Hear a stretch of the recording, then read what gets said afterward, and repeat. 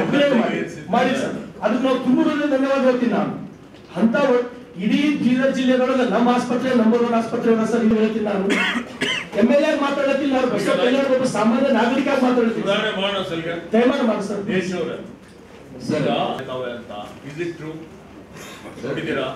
Sir 33% ಆಗಿದೆ sir private hospital ಅಲ್ಲಿ. ನಮ್ಮ ಗವರ್ನಮೆಂಟ್ ಹಾಸ್ಪಿಟಲ್ ಅಲ್ಲಿ 15% ಬಾರ್ಡರ್ ಅಲ್ಲಿ ಇದೆ ಸರ್. ಮಹಾರಾಷ್ಟ್ರ ಬಾರ್ಡರ್ ನಾವು ಬಂದಿದ್ದು ಸರ್.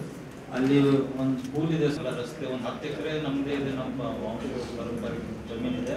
ಅದು ಸ್ಕೂಲಲ್ಲಿ ಸ್ವಲ್ಪ ತೊಂದರೆ ಕೊಡೋದು ಮಕ್ಕಳಿಗೆ, ಟೀಚರ್ಸ್ಗಳಿಗೆ. ಸೊ ಅವರು ನಮ್ಮದು ಹೈಕೋರ್ಟಲ್ಲಿ ಇದೆ ಸರ್, ಸಿವಿಲ್ ಕೋರ್ಟ್ ಮತ್ತು ಹೈಕೋರ್ಟಲ್ಲಿ ಅಪೀಲ್ ಹೋಗಿದ್ದಾರೆ ಸರ್. PWD ಅವರು KKDB ಅನುದಾನ ಆಲ್ರೆಡಿ ಕೊಟ್ಟಿದ್ದಾರೆ ಸರ್. ಸೊ PWD ಅವರು ಅಪೀಲ್ ಹೋಗಿದ್ದಾರೆ. ಅದು ಈಗ ಸರ್ ಅವಾಗಿನ ಚಾಲ್ತಿ ಸರ್ ನಮ್ಮ ಪರವಾಗಿ ಸರ್ ತಾವು AC ಅವರಿಗೆ ಡೈರೆಕ್ಟ್ ನಮ್ಮ ಪೊಸಿಷನ್ ಅಲ್ಲಿ ಇದೆ ಸರ್. ಈಗ ಸದ್ಯಕ್ಕೆ ಅದು ಆ ಜಮೀನಿನ ಹಿಂದ್ಗಡೆ ಇರ್ತಕ್ಕಂಥ ಜಮೀನಿನವರು ಏನ್ ಹೇಳ್ತಾ ಇದಾರೆ, ಅದು ನಮ್ಮ ಪಾಲಿಗೆ ಬರ್ತದೆ ಅಂತ ಹೇಳಿ ನಾನು ಅದು ಕೇಳ್ತಾ ಇಲ್ಲ. ನಾನು ಏನ್ ಕೇಳ್ತಾ ಇದ್ದೆ ನನಗೆ ಉತ್ತರ ಕೊಡ್ಬೇಕು ಸರ್. ಇಲ್ಲಿ ಒಂದು ಶಾಲೆ ಇತ್ತ ಮೊದಲಿನಿಂದ?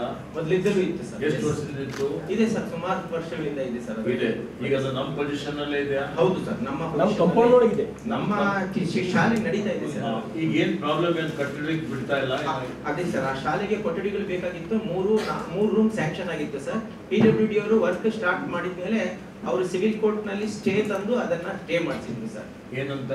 ಆ ಕಟ್ಟಡ ಆ ಜಮೀನು ನನಗೆ ಸಂಬಂಧಪಟ್ಟಿತ್ತು ಅಂತ ತಕರಾರು ಮಾಡಿ ಕೋರ್ಟ್ ನಲ್ಲಿ. ಯಾವ ಜಮೀನು ನಮ್ಮ ಪೊಸಿಷನ್ ಅಲ್ಲಿ ಅವ್ರು ಸ್ಟೇ ಆಗಿ ಕೊಡ್ತಾರೆ? Since from 30 years. ಅದೇ ಸರ್, ಅದಕ್ಕೇನು ಮಾನ್ಯತೆ ಇರೋದಿಲ್ಲ. ನಿಮಗೆ ನೀವು ಸರ್ ಅದು ನಮ್ಮ ಪರವಾಗಲ್ಲ. ದಿಲೀಪ್ ಅವರಿಗೆ ಮಾಹಿತಿ ಇಲ್ಲ. ಇಂಟ್ರೆಸ್ಟ್ ಕೊಟ್ಟರೆ ಕಟ್ಟಡ ಮಾಡೋದು ಚಾಲು ಮಾಡೋದು. ಅದು ನಮ್ಮ ಪರ ಆಗಿದೆಯಾ? ಆಗಿದೆ ಸರ್. ಮತ್ತೇನು ತೊಂದರೆ? ಅದೇ ನಮ್ಮ ಪರವಾಗಿ ಆಗಿದೆ ಸರ್ ಕೋರ್ಟ್ ನಲ್ಲಿ ವಿಚಾರ. ಈಗ ವರ್ಕ್ ಅನ್ನ ರೆಸ್ಯೂಮ್ ಮಾಡಬೇಕು ಸರ್ ಅಷ್ಟೇ. ಅದು KDP ಚರ್ಚೆ ಆಗ್ಬೇಕಾ ಸರ್? ವರ್ಕ್ ಸ್ಟಾರ್ಟ್ ಏನು ಕಾಮನ್ ಸೆನ್ಸ್ ಇಲ್ವಾ?